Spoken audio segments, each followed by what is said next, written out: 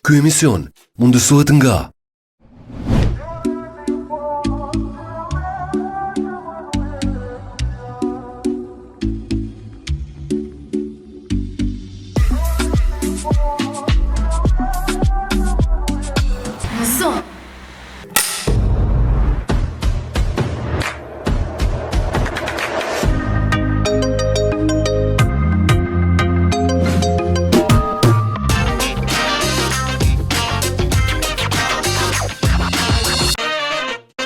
Një përshëndetje shumë e madhe për ju që sapo keni filluar me na përcjell. Në Nzo me Albina Zenelin do jemi në minutat në vazhdim. Ku unë Albina jam shumë e lumtur me ju tregu risit e fundit nga bota e artit, kulturës dhe showbizit. Faleminderit shumë Flovera dhe Felicia Fashion që për këtë javë janë përkujdesur për veshjen dhe dukjen time. Një falenderem shumë i madh ju shkon mbështetësve të emisionit në Zoom që realisht e bëjnë të mundur realizimin e këtij emisioni. Në vazhdën e bashkëpunimit që mund të cilësot edhe i suksesshëm, këtë po e dëshmojnë edhe klikimet në rrjetet sociale të reelsave, të inserteve të ndryshme, po dhe të historive të suksesit të spitalit Fatim. Jo më këtë thonë aty ku mrekullit fillojnë. Çka kemi për të thënë tani në spitalin Fatim dhe me cilin doktori kemi bën një intervistë të lezetshme, do e kuptojmë së bashku pas pak.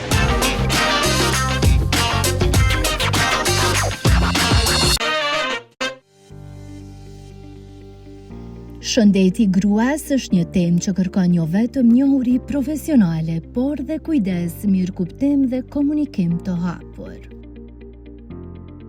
Nga shëndeti riprodhues të shtatzania dhe sfidat me të cilat ballafaqohet një zonjë, luan rol të rëndësishëm në jetën e çdo gruaja. Për të folur më nga afër për krejt këto çështje kemi në intervistë doktorin Fatos Muhaxhiri. Përshëndetje, mirë se erdhët, kështu. Në zhvononjën dhe të Fatos Muhaxhiri, mjek ginekologu obstetër në spitalin Fatim, në përvoj gjatë, njëse veçare. Po dita e unë fillan si çdo spital tjetër, me takimin e mëngjesit, diskutimet me rastet të cilat janë në spital, madje bëhet planifikimi i punëve ditore, intervenimeve eventuale. Fillohet me vizitën e mëngjesit me pacientat të cilët janë të hospitalizuar vetëm që në shtruar intervenime paraprake, ditët paraprake, për vlerësimi i gjendjes së tyre, ata të cilët janë të gatshëm për lidhjen në shtëpi, pas vlerësimi i pacientëve të cilët do të vazhdojnë hospitalizimin për ditët. Do të spori me dashje profesion, pastaj kërkon një angazhim shumë të madh. Dhe çështja që përmendet punën për me marrë një pogë, ajo është mas paku e vlefshme. Për ato që e vlerëson vetën, që e vlerëson profesionin, do të çështja e pogës është ajo me mas së paku e rëndësi, janë arritjet, është kontributi shkencor, raporti me njerëzit, edhe në fund kur punon, angazhohesh, kontribon, edhe në fund janë edhe vlerësim.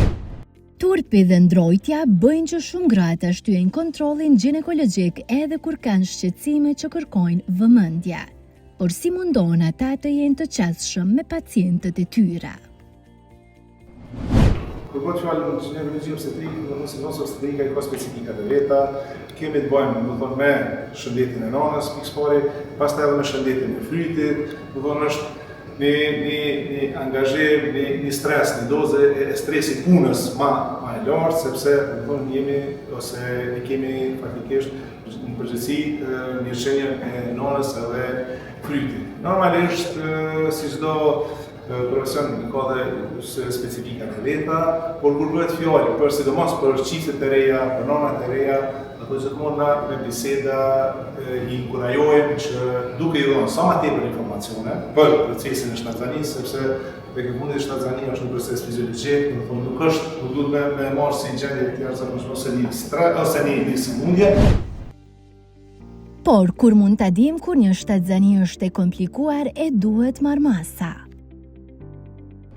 Post, vlerësimi, kontrollat e rregullta, vlerësimi, analizat laboratorike, kontrollat të cilat bëhen në ultratingu, gjendja e përgjithshme e pacientit, neve gjatë punës së përditshme ose kontaktit të rregullt me pacientin, na udhëzojnë atë dhe pas vlerësimeve ne arritëm të përfundimit se a kemi të bëjmë me një shtatzani normale apo me një shtatzani me risk e cila kërkon një vëmendje më të shtuar ose një angazhman më themi ma kompleks në menaxhimin e saj. Gjatë intervistës, Dr. Muhaxhiri foli edhe për shërbimet që ofron FATEM, duke veçuar përfitimet dhe mundësitë që pacientët do të kenë një kujdes profesional të sigurt e madje të personalizuar. Shpesh ndodh, sidomos të rastet me infertilitet të cilët kanë pengesa ose kanë vështirësi në arritjen e shtazanit, është ai momenti i parë kur dëgjohen tonet e embrionit pas shumë viteve angazhim, është një ndjenje themi pavarësishme dhe shpesh themi çifteve ose fillon ky bashkëlidhje dhe lidhje me Kosovën se thënë ja ku domethënë në embrion, në sklepimin e embrionit dhe atoneve të para të zemrës, këtu është ajo mrekullia për të cilën flitet dhe domethënë deri këtë ai angazhim që është për të arritur një mrekulli super kjo. Doktor Fatosi është një ndër mjekët me përvojën më të gjatë në këtë spital, madje ka filluar punën qysh në kohën e studimeve e deri tani. Ai thotë se fatmirësisht këtu është një ekip që është ndërtuar me vitet e tëna.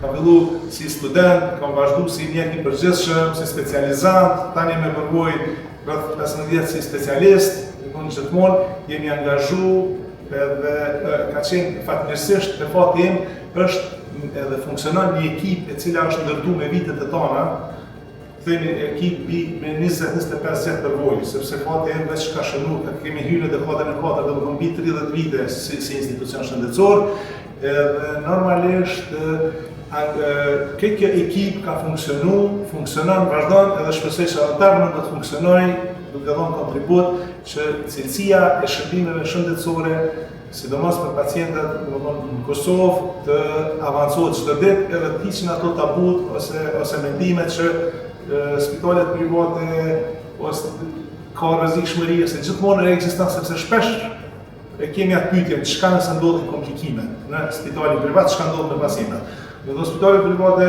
janë spitale institucione licencume, ofrojnë shërbime kompetente, por gjithmonë ekziston niveli, është niveli dytësor, është niveli tretësor, dihet organizimi i sistemit shëndetësor, prandaj gjithmonë ekziston ajo hierarkia e ofrimit të shërbimeve shëndetësore.